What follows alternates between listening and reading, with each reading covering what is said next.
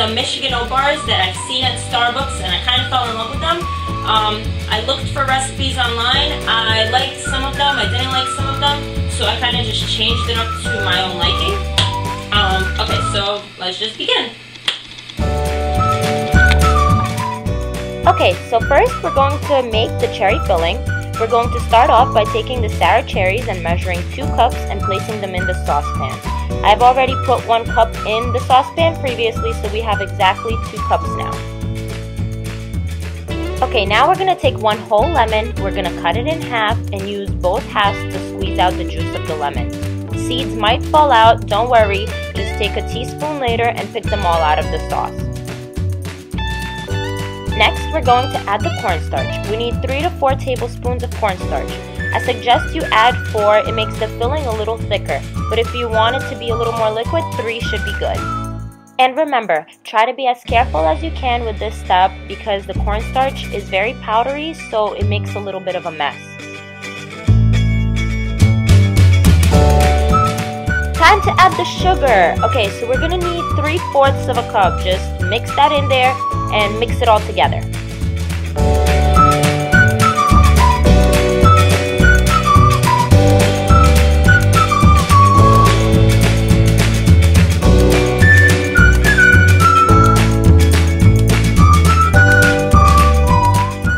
Now that we're done mixing it, it's time to cook our filling. To make it solidify a little bit, put it on low heat and start mixing. Once it becomes similar to a jello consistency, you can take it off the stove and put it in the fridge to cool.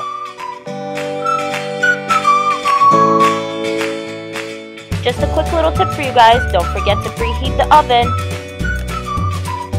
Okay, let's make the crust now. First we'll start off by adding the flour. You need 1 1/4 cup of flour. I used the 1/4 cup to do the whole thing, so it ended up 5 1/4 cups full.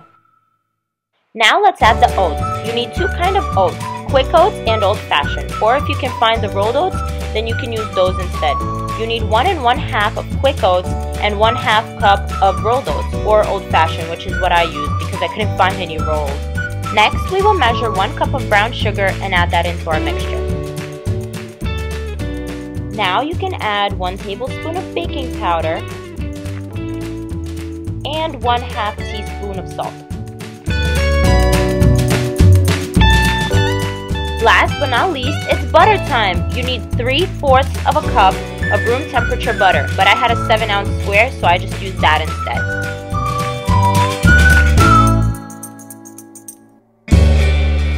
Now just mix all of the ingredients together, preferably with your hands, until it becomes a dough-like mixture.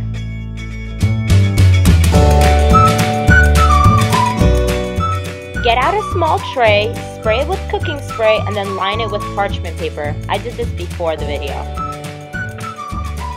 Now start adding some of your dough into the tray and pat it down into a thin layer. It should be around 1/2 inch thick. Once you're done with that, get your cherry filling out of the fridge and start adding it on top of the dough. It was annoying to even it out with a spoon, so I used my hands instead. It made my hands a little messy, but it was a lot easier.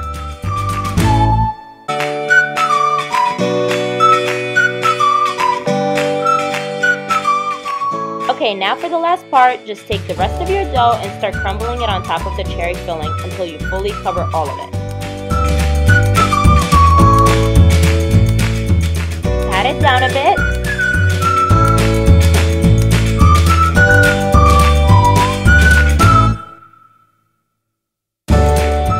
And you're done.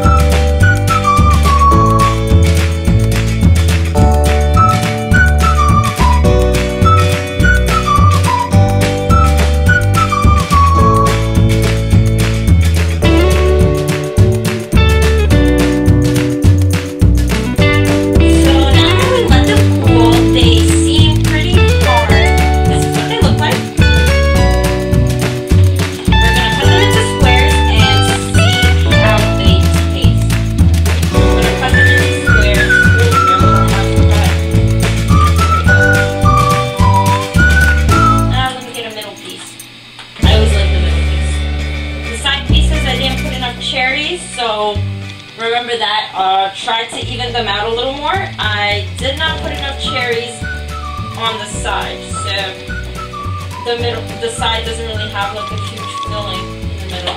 Oh great, there we go. Okay, so this is what they look like. Look at how delicious. Okay, alright, so let's give this a taste.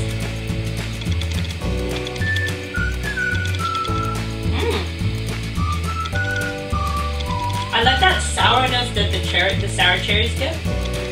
It doesn't make it too sweet. It's like tangy. Tangy. I don't know how to pronounce it. Tangy. I'm a mess. This is really good.